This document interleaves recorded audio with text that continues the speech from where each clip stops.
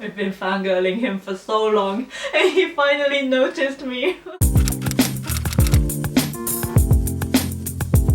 Hi everyone, welcome to my channel Tokyo Foodie Sarah. In this video today, I want to be shooting a Q&A video as a mini celebration for hitting 1000 subscribers the other day.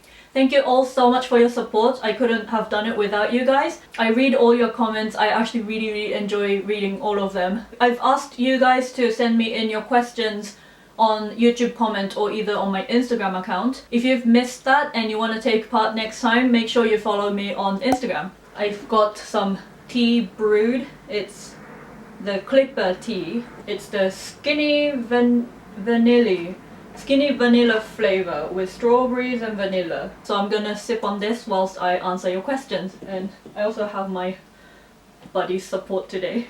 I did try to segment your questions so that they fit in one category and it's not like I'm not answering different questions all over the place.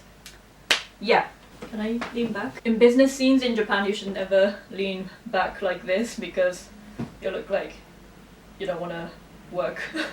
But yeah, today I think it should be a more relaxed one, hopefully, so yeah, let's get into it. The first segment I'm going to talk about is my study abroad. I did get quite a few questions on that. I'm curious to know more about your background and your studies abroad.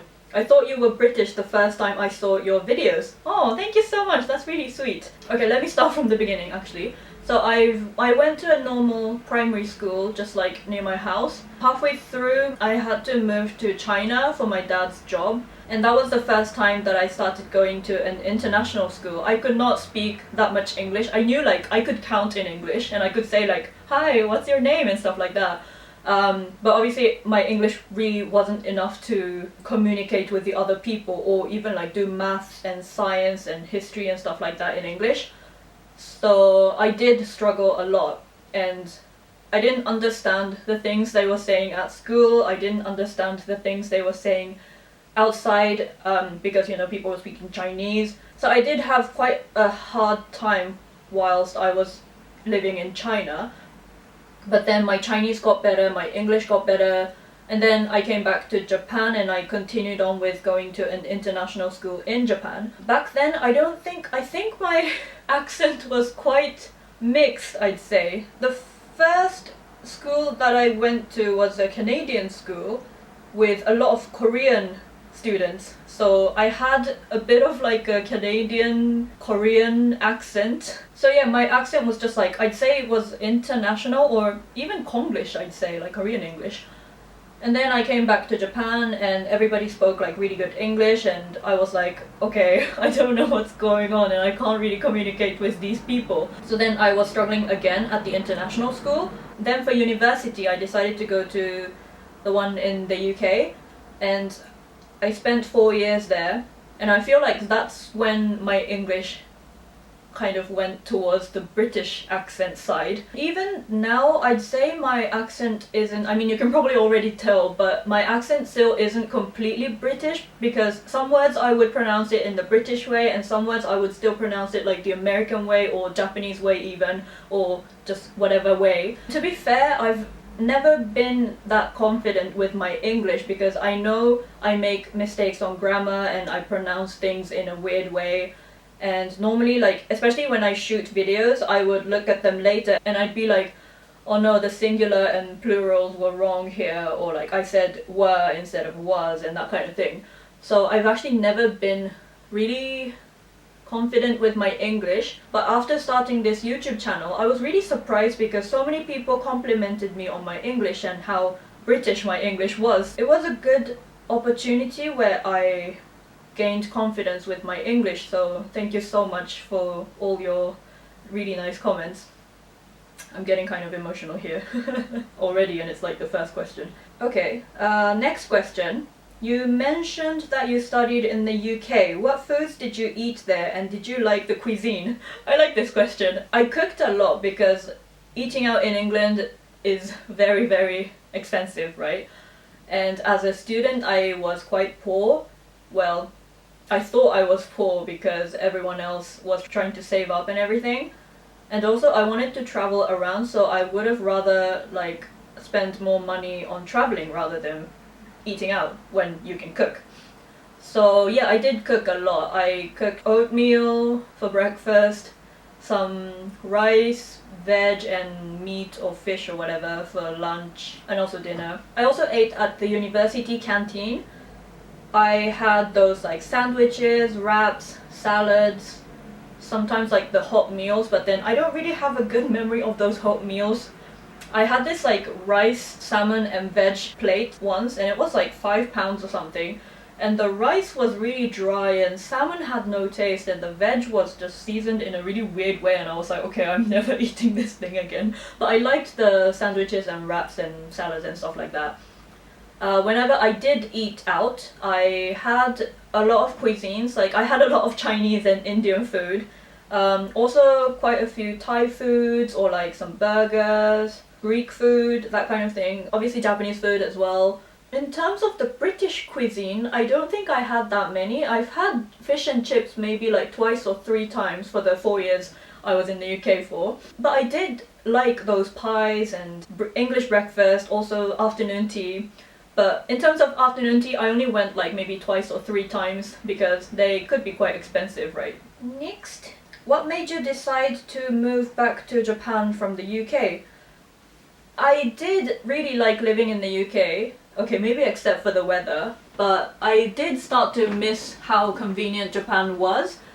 And also in terms of the working culture, in Japan, a lot of the Japanese companies prefer hiring freshly graduated university students. So I thought it's better that if I wanted to work abroad, it's better that I would work in Japan first and then move overseas, because it wouldn't really work the other way around. I mean, it really depends on what industry and what kind of company you want to work at, but back then I wanted to work in a company that really preferred like freshly graduated students. So yeah, that's the main reason why I came back after studying in the UK. Next, things about my job. So what does a salary woman in Japan do? I'm sorry I haven't really explicitly said this in any of the videos. It just means salaried worker who's a female. If you search salaryman on Google, it would tell you something like corporate warriors and stuff like that. Because Japanese people are known to work overtime and work very hard, and there's a term called shachiku, which means company slave. That's a good translation. So yeah, usually when someone starts working in a Japanese company, they end up working and spending their whole life for the company, and that's what we mean by shachiku, the company slave. There was a really big problem of karoshi, which means death from overwork. A lot of people died or committed suicide because they were working too much, and the working culture in Japan was pretty bizarre back then. And then the company started doing something a few years ago, and the working culture definitely got a bit better. But compared to like the Western culture, I still feel like in general that the working environment in Japan could be quite tough, and that's what I mean by a salary woman. I mean, you know, I wouldn't describe myself as a shachiku, but generally speaking, if you say you're a salaryman or you're a salary woman, there's a high possibility that someone could be a shachiku. If you don't mind me asking, what do you do for a job? I'm doing something that's related to money. Time for some tea. What is the work-life balance in your experience as a salary woman? Work-life balance is actually quite okay for me. My company is very strict on too much overtime, and they wouldn't really allow people to work on the weekends unless you have a very valid reason, and I've never worked on the weekends before. And normally I would start at 8 AM, and when I'm not busy I would be able to finish before 7. When I have a plan, then if I try I could leave around 6. But on normal days I would work from 8 AM to 8 PM. Nowadays it's better because I'm working from home and I get to save about 2 hours of, you know, commuting and getting ready for work in the morning. So I do get 2 more hours of free time every single day, which is great. That's why I can go to the gym a lot more often. Because when I used to go to the actual office, I used to start a bit before 8 and also work a bit after 8. It was literally like you wake up, get ready, go to work, come back, not even have dinner, and just like, you know, get ready for tomorrow and sleep. And that was like on repeat for 5 days a week, and that's why I could only go to the gym like once or at most twice a week. Work from home is doing great for me. Okay, on to the food questions. So, routine, breakfast and snack. I don't actually have a routine because I just eat whatever I want on that day.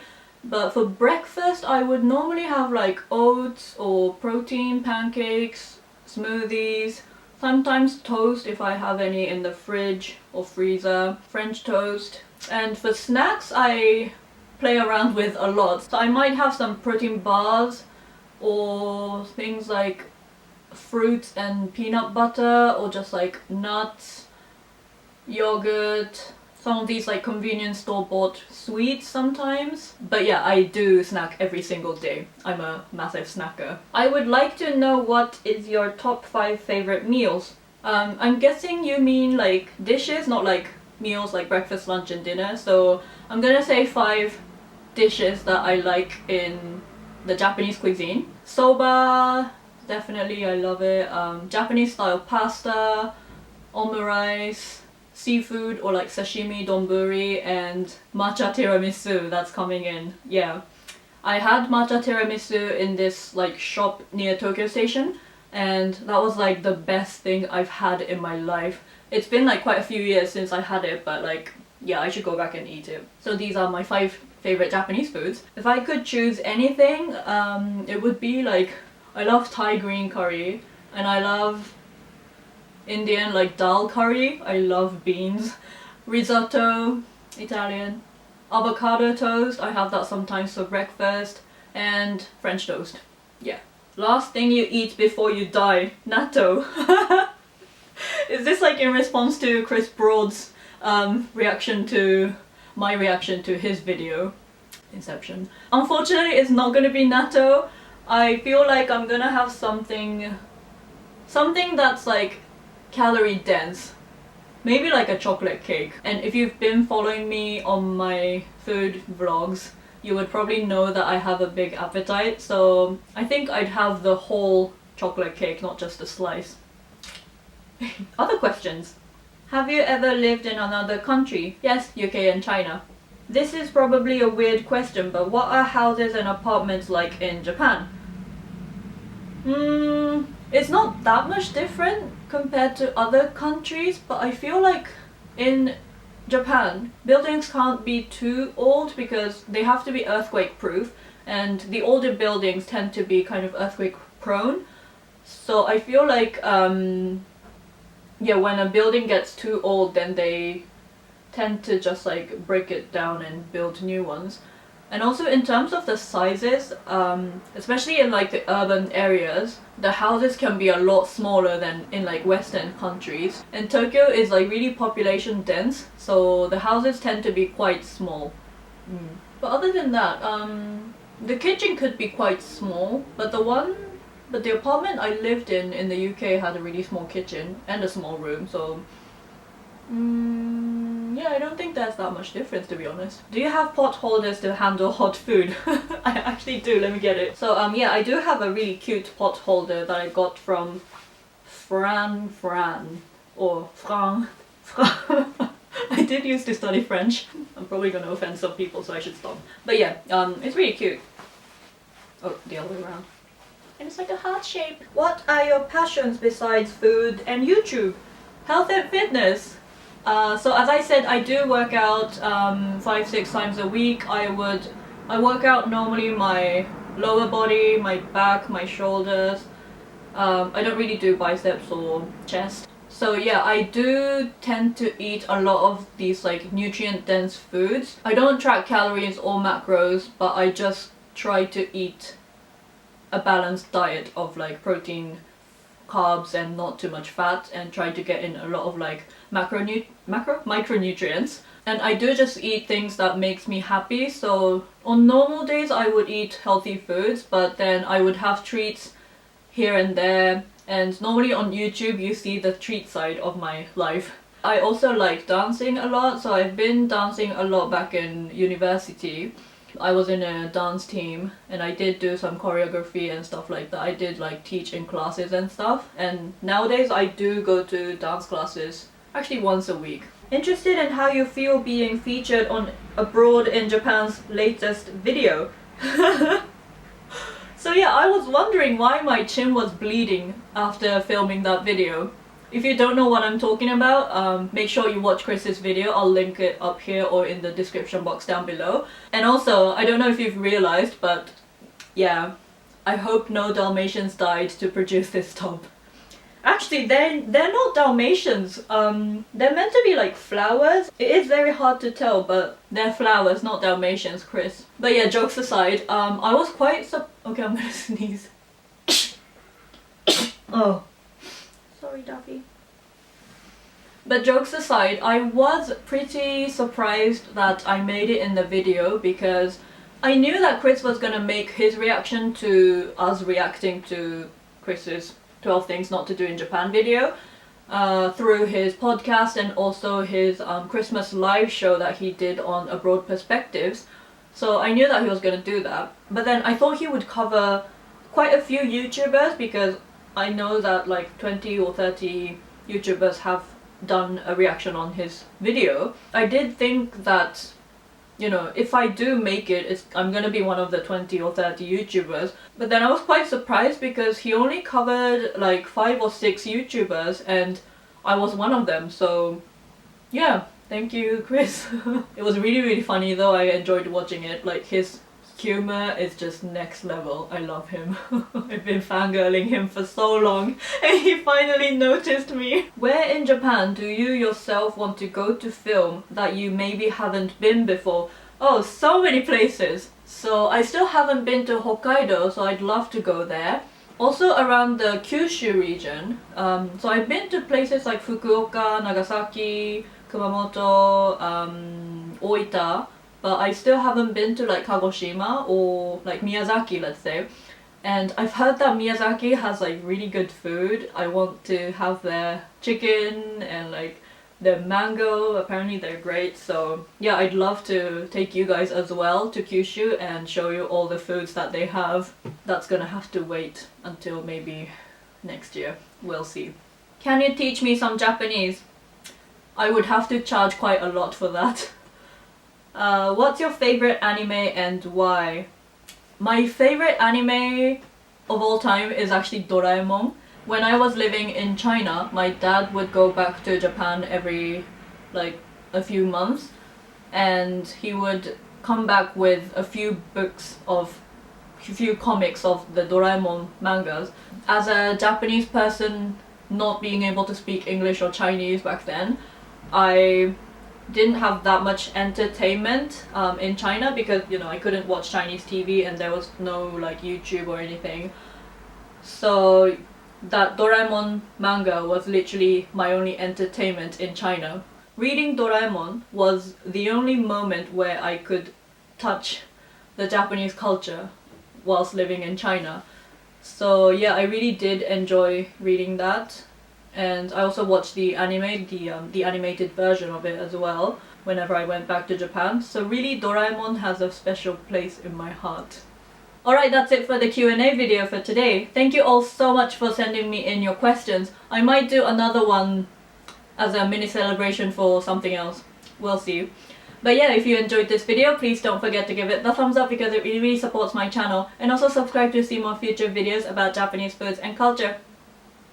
Bye! Bye! I was talking for too long and the tea's now cold.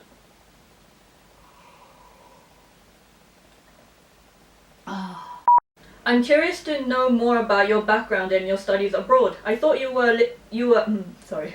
Routine breakfast and population.